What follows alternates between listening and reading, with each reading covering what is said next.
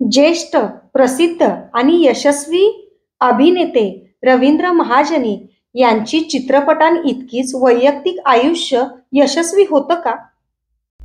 त्यांचं व्यावसायिक आयुष्य कसं होतं हे जाणून घेऊया माधवी महाजनी यांच्या 4था अंक या पुस्तकातून.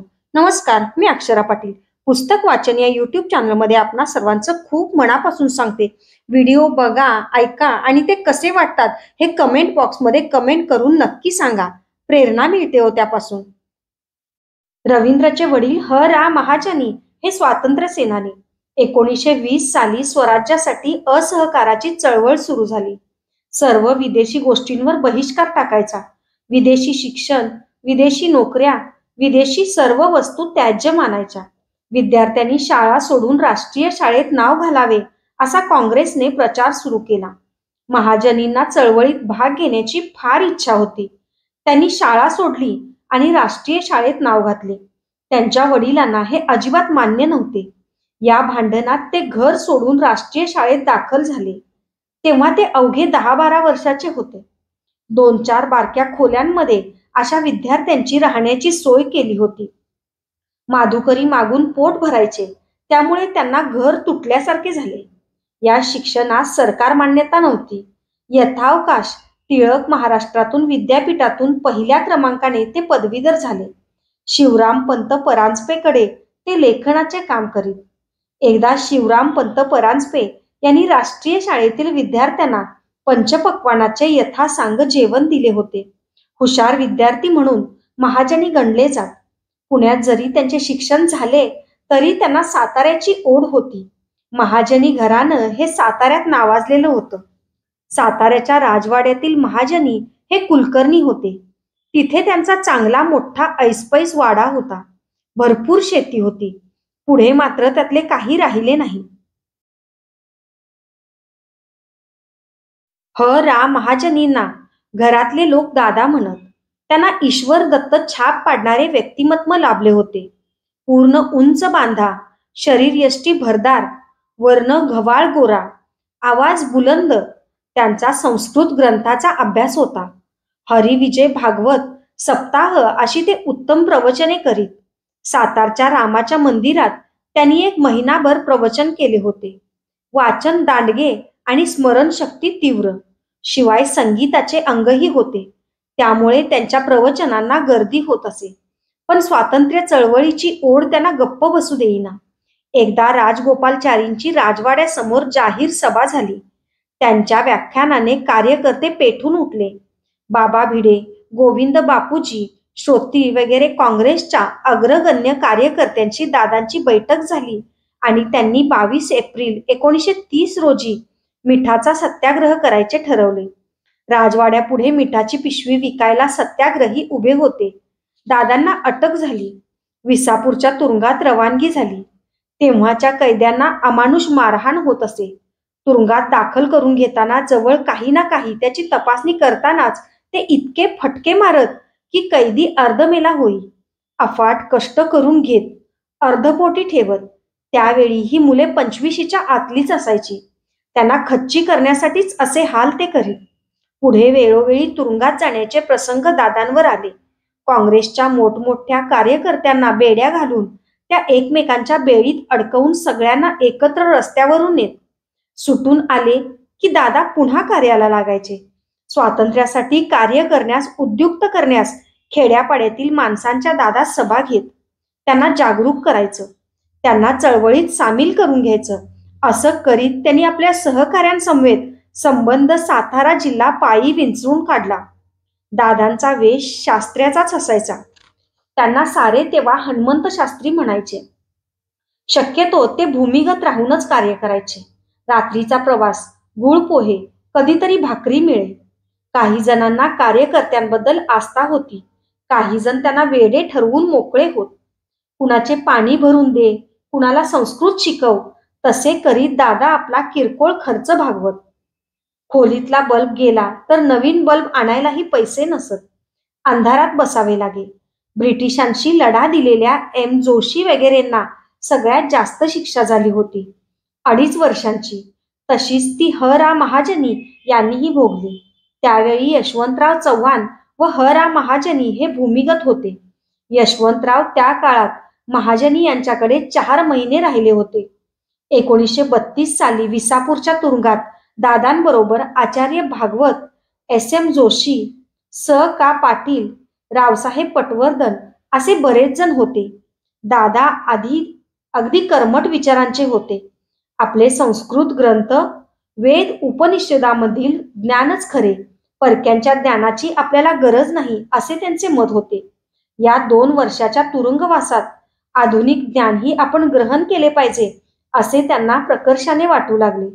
याच तुरुंगात दादांनी मार्क्सच्या कॅपिटलचे 3 खंड वाचून काढले, चिंतन मनन केले. त्या खंडांचे त्यांनी मराठीत भाषांतर केले. ते प्रकाशित मात्र झाले नाहीत, कारण ते पाश्चात्य ज्ञानाचे पदवीधर नव्हते. काँग्रेसच्या अंतर्गत राजकारणामुळे ब्राह्मण म्हणून त्यांना डावलले गेले. नंतर दादांच्या ज्ञानपिपासू वृत्तीने खुश होऊन तात्यासाहेब केळकरांनी त्यांना केसरी मराठी वाचनालय खुले करून दिले. तिथे दादांनी अनेक नावाजलेली पुस्तकं वाचली, भिन्न विचारसरणी समजावून घेतली. वक्तृत्वात उत्तम वक्ते म्हणून दादांचा लौकिक वाढत होता.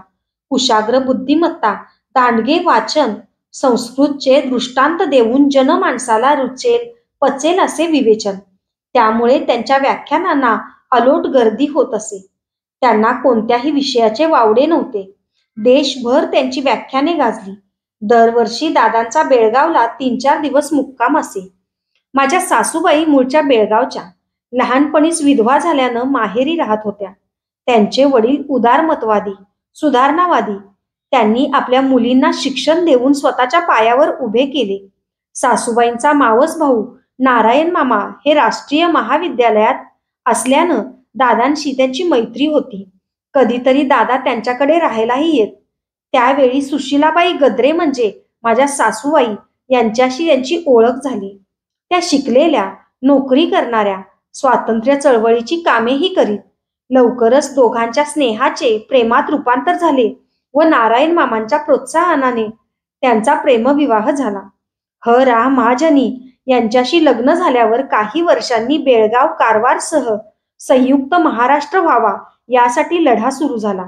या लढ्यात भाग घेण्याची त्यांची इच्छा होती. तेव्हा माझ्या सासऱ्यांनी त्यांना त्यासाठी प्रोत्साहन दिले व स्वतः त्यांना बेळगाव येथे सोडण्यास आले.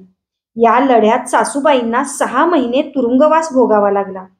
लोकमान्य टिळक सांगत की लोकांना कोणतीही सुधारणा करण्यास सांगताना आधी तुमच्या आचरणात ती आणा. त्याला स्मरून दादांनी माझ्या बालविधवा सासूबाईंशी लग्न केले. त्या काळात पंढरपूरच्या देवळात सकेशा विधवांना प्रवेश नव्हता. सासूबाईंच्या लहानपणी त्यांच्या पतीचे निधन झाले होते व त्यांचे केशव पण केले नव्हते. तरीही सासूबाईंचे आजोबा त्यांना घेऊन पंढरपूरला गेले. पंढरपूरला रात्री पोहोचले. एका बालविधवा मुलीला घेऊन ते देवळात प्रवेश करणार आहेत हे ऐकल्यावर त्यांना मुक्कामाला कुणी ठेवून घ्यायला तयार होईना. ती रात्र त्यांनी रेल्वे स्टेशनच्या प्लॅटफॉर्मवर काढली. ही गोष्ट गांधीजींच्या कानावर गेली. त्यांनी तर्कतीर्थ लक्ष्मण शास्त्री जोशी यांना कळवले की मी आत्ता तिथे येऊ शकत नाही, पण तू त्या दोघांना प्रवेश मिळेल व हे कार्य मार्गी लागेल असे बघ. बडव्यांनी अर्थातच विरोध केला, पण गांधीजी, लक्ष्मण शास्त्री यांच्यामुळे सासूबाईंना मंदिरात प्रवेश द्यावा लागला. तेव्हापासून सकेशा विधवांना देखील पंढरपूरच्या विठोबाच्या देवळात प्रवेश मिळण्यास सुरुवात झाली. मृणाल गोरे वगैरे सामाजिक कार्यकर्त्यांना हे कळल्यावर त्यांना या धाडसाचं कौतुक वाटलं. त्या सासूबाईंना घेऊन पंढरपूरला गेल्या आणि त्यांचा तिथे सत्कार केला. विशेष हे की त्यांनी स्वतः ही गोष्ट कधीही कोणाला आपणहून सांगितली नाही.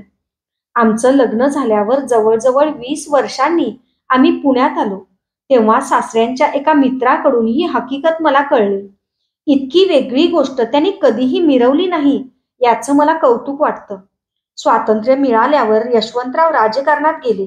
मात्र महाजनींनी सांगितले की मला राजकारणापेक्षा लेखन वाचनात जास्त रस आहे. त्यानंतर ते लोकसत्ताचे संपादक झाले. त्यावेळी हे वृत्तपत्र डबघाईस आले होते. गोयंका लोकसत्ता बंद करण्याच्या तयारीत होते. तेव्हा ह रा महाजनी त्यांना म्हणाले, तुम्ही मला 1 वर्ष द्या. तेवढ्या काळात मी लोकसत्ता नावारूपाला आणून दाखवतो. गोयंकाने ते मान्य केले. अभिमानाची गोष्ट अशी की त्यांनी आपल्या लिखाणाने लोकसत्ताचा खप इतका विस्तृत केला की largest selling newspaper in Maharashtra म्हणून लोकसत्ताचा व पर्यायाने ह.रा. महाजनी यांचा गौरव केला गेला. त्यावेळचे त्यांचे अग्रलेख इतके महत्वाचे व अभ्यासपूर्ण असत की ते अग्रलेख वाचून संसदेचे सभासद लोकसभेत जात असत. लेखाचा व भाषणाचा विषय कसा रंजक करावा यांनी दादांना उत्तम जाण होती. उपहास, वक्रोक्ती हे त्यांचे खास अलंकार. इंग्रजी, संस्कृत व अर्थशास्त्र या विषयांमध्ये त्यांनी उत्तम प्रावीण्य मिळवले. संस्कृतमधून 1 ते 1.5 तास ते भाषण देत असत. त्यांनी तमाशा या विषयावर लोकसत्तेचा खास अंक काढला होता. तमाशा परिषदेचे ते अध्यक्षही होते. रसिक व विद्वान असे त्याचे व्यक्तिमत्व होते. लग्न झाल्यावर मला असं कळलं की ब्रिटिश सरकारने ह.रा. महाजनी यांना संस्कृतमधील भगवद्गीता इंग्रजीत करून देण्यास सुचवले. त्याप्रमाणे हे काम महाजनी यांनी पूर्ण केले. त्याबद्दल ब्रिटिश सरकारने त्यांना 3दा वर्ल्ड टूर घडवून आणली. आज मात्र माझ्याकडे त्या पुस्तकाची प्रत वगैरे काही नाही. त्यांच्या बाबीतील अशीच आणखी एक ऐकिवातली गोष्ट म्हणजे एकदा महाजनी यांना लंडनमध्ये व्याख्यान देण्यासाठी बोलावले होते. तिथे सूट घातल्याशिवाय प्रवेश करू दिला जात नसे. दादा भारतीय पोशाखात तिथं गेले तेव्हा त्यांना अडवण्यात आले. महाजनी त्यांना म्हणाले, माझ्या देशातला हा माझा सर्वसामान्य पोशाख आहे. तुम्हाला जर तो मान्य असेल तर मी परत जातो. त्यानंतर खास परवानगी देऊन त्यांना प्रवेश दिला व त्यांचे तेथे भाषण झाले. मनाला पटलेल्या गोष्टींचा हिरिरीने पुरस्कार करायचा व न पटणाऱ्या गोष्टींचा धिक्कार करावयाचा हे तरुणपणी स्वीकारलेले व्रत त्यांनी अखेरपर्यंत कायम ठेवले. गोविंद तळवळकरांनी एके ठिकाणी म्हटले आहे की महाजनी हे विद्वान व मनस्वी स्वभावाचे होते. लोकप्रियता मिळवण्यासाठी मनाची जी ठेवण लागते ती त्यांची ठेवण नव्हती. रवी आणि मी आम्ही एकमेकांना भेटत होतो, गप्पा मारत होतो. रवीकडून काहीही लपवलं जात नव्हतं.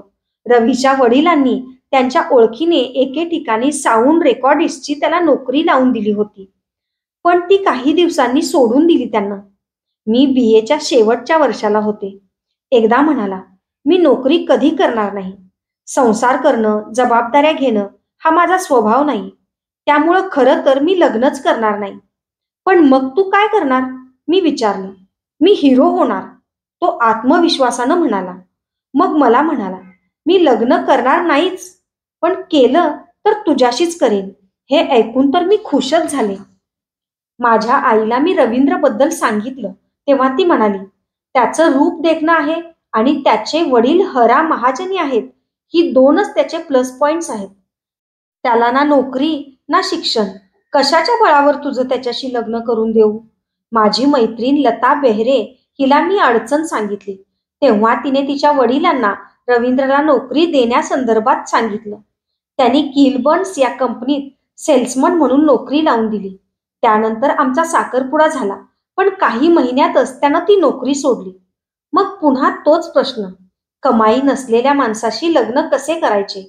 मग रवींद्रच्या बहिणीचे पती जनार्दन फडके यांनी किलिक निक्सन या कंपनीत त्याला नोकरी मिळवून दिली. बाळासाहेब ठाकरे एकदा माझे सासरे ह.रा. महाजनी यांना म्हणाले, शिवसेनेमध्ये तुमच्यासारखी सुशिक्षित माणसं आली पाहिजेत. तुम्ही शिवसेनेचे उमेदवार म्हणून निवडणुकीस उभे राहा. मात्र हे प्रत्यक्षात येऊ शकले नाही, कारण त्यानंतर काही काळातच दादांना हृदयविकाराचा झटका आला आणि त्यांचे निधन झाले. आयुष्यभर राजकीय कार्यकर्त्यांऐवजी ते राजकारणाचे टीकाकार व भाष्यकार बनले. राजकारणी पुरुष म्हणून त्यांच्याकडे काही वेळा दुर्लक्ष झाले असेल, पण यशस्वी पत्रपंडित म्हणून त्यांना भरपूर मानसन्मान मिळाला. माझ्या सासूबाई सुधारक विचारांच्या होत्या. त्या म्हणाल्या, तुला वडील नाही, एकटी आईच सगळं बघते, तर आपण अर्धा अर्धा खर्च करू. पण आईने त्यांचे ऐकले नाही. माझे लग्न थाटात करून दिले व 40 तोळे सोन्याचे दागिने व गाडी दिली. लग्नाला शेषराव वानखेडे, यशवंतराव मोहिते, रावळगाव व फियाट कंपनीचे मालक अजित दोशी वगैरे बरीच मंडळी आली होती. सुधीर फडके, यशवंत देव हेही आले होते. या सर्वांशी आमचे खूप चांगले संबंध होते. रवीला पाहून सुधीर फडके म्हणाले, तुमचा जावई म्हणजे हिरोच आहे हो. दसऱ्याला 10 ऑक्टोबर 1970 या दिवशी आमचे लग्न पार पडले. दादा गेल्यानंतर 6 महिन्यांनी. आमच्या दादांना कलाकारांबद्दल फार प्रेम होतं. कलासक्त होते ते. गणपतीच्या काळात त्यांच्या घरी रात्रभर गायनाचा कार्यक्रम चाले. दरवर्षी घरी गणपती आणत. खूप लोक जमत. बडे गुलाम अलींची मैफिल एकदा घरी झाली होती. बाल गंधर्वांचे गायन झालेलेही मला आठवते. वृद्धापकाळामुळं बालगंधर्वांना चालता येत नव्हते. तेव्हा रवी त्यांना उचलून गाडीत बसवून घरी आणायचा. रात्रभर मैफल रंगायची. पहाटे चहा पिऊनच सर्वजण घरी जात. नारायणरावांचा भव्य सत्कार घडवून आणण्यात आणि त्यांना सरकारी मानधन प्राप्त करून देण्यात दादांचा सिंहाचा वाटा होता. नाट्यसंगीतावर त्यांचे फार प्रेम. त्यावर ते अप्रतिम व्याख्याने देत. आमचं लग्न झालं तेव्हा दीर जाऊ चांगल्या पोस्टवर होते. दोघेही नोकरी करणारे. लग्न झालं तेव्हा आम्ही दोघेही काही कमवत नव्हतो. शिवाय माझ्या थोरल्या जाऊबाई आणि सासूबाई यांचं फारसं पटायचं नाही. दोघींची खडाजंगी होत असे. त्यामुळे असेल किंवा आम्हा दोघांचे काही उत्पन्न नाही तर आता यांचाही खर्च आपल्यावर पडेल असे वाटल्यामुळे असेल. आमचं लग्न झाल्यावर थोड्याच दिवसांनी मोठ्या दिरांनी पुण्याला स्वतंत्र बिराड केलं. नंतर दिरांनी आम्हाला पुष्कळ त्रास दिला. अचानक यायचे. आले की सतत कुणाला ना कुणाला फोन करत बसायचे. महिन्याचे 2-2 हजार रुपये टेलिफोनचे बिल यायचे. सासूबाई याबाबत काही म्हणाल्या तर ते म्हणायचे, माझ्या वडिलांचा फोन आहे, माझा हक्क आहे, पण बिल तर आम्हालाच भरावं लागायचं. काही दिवसांनी आम्ही रवीच्या नावाने वेगळाच फोन घेतला व हा प्रश्न कालांतराने मिटला. मात्र मी नेहमी आपलं घरातलं माणूस म्हणून त्यांच्याशी नीट वागायचे. ते आले की लगेच त्यांची गाडी मी आधी नोकराकडून धुवून घ्यायचे. बाहेर निघाले तर जेवायला येताय ना, या असे सांगायचे. त्यातही गंमत अशी की जेवायला येईन असे म्हणत तेव्हा ते यायचे नाहीत आणि येणार नाही म्हणाले की हमखास जेवायला यायचे. पण मी कशाचाच बाऊ केला नाही. सोडून द्यायचे. असं जाणवायचं की त्यांचा राग रवीवर होता, माझ्यावर नव्हता. ते माझ्याशी बोलायचे नाहीत पण रागही करायचे नाहीत. महाजनींचं घर भाड्याचंच होतं. त्या इमारतीची पारशी मालकीन सगळ्यात वरच्या मजल्यावर राहायची. घराचं भाडं 60 रुपये असावे. ते वेळेवर दिलं नाही की ती बाई मला कधी देणार भाडं म्हणून जाता येता हटकायची. आज कितनी तारीख आहे असा जाब विचारायची. पण घरात पैसे नसल्यानं माझा नाईलाज असायचा. मी कानकोंडी व्हायची. पूर्वी दादा गणपती बसवत व त्यांच्या मोठ्या भावाकडे गौरी आणल्या जात. एकदा त्यांच्या सुनेने मला सांगितले की जिथे गणपती बसवतात त्याच घरी गौरी आणायच्या असतात. मी थोडी घाबरलेच, कारण मला त्यातलं काहीच समजत नव्हतं व सासूबाई पण सुधारक मतांच्या होत्या. माझं तेव्हा वय लहान होतं. माहेरी या गोष्टी होत नव्हत्या. त्यामुळं आईकडूनही काही मदत झाली नसती. आपल्या हातून गौरी बसवण्यात काही चूक झाली तर अशी भीती वाटली. पण मग मनातल्या मनात म्हटलं की मला जर मुलगा झाला तर मी गौरी पण बसवायला सुरुवात करीन. लग्नानंतर 15 वर्षांनी गश्मीरचा जन्म झाला व तेव्हापासून आतापर्यंत मी गौरी आणून त्यांचे पूजन करते. मोठ्या दिरांचा देवावर विश्वास नव्हता. ते आरती सुरू झाली की बाहेर निघून जात. गणपती 7 दिवसांचा असायचा. एकदा तर ते गणपती समोर बसून दारू पिऊ लागले. गणपतीच्या दर्शनाला लोक येत होते. त्यांच्या दृष्टीस हे पडत होते. हे सारे पाहून मला मेल्याहून मेल्यासारखे व्हायचे. जाऊबाई आमच्या गणपतीचे दर्शन घेण्यास कधीच आल्या नाहीत. मी त्यांना आवर्जून बोलावले तेव्हा त्या म्हणाल्या, माझे ठरलेले 7 गणपती आहेत, त्यांचे दर्शन मी घेतलेले आहे. रवीनं खूप आधीपासून मनाशी ठरवलं होतं की मी सिनेमात जाणार, चित्रपटातून काम करणार. तो रोज सकाळी कुणाला ना कुणाला या संदर्भात भेटायला जायचा. त्या काळात मी लोकांच्या घरी जाऊन शिकवण्या घ्यायची.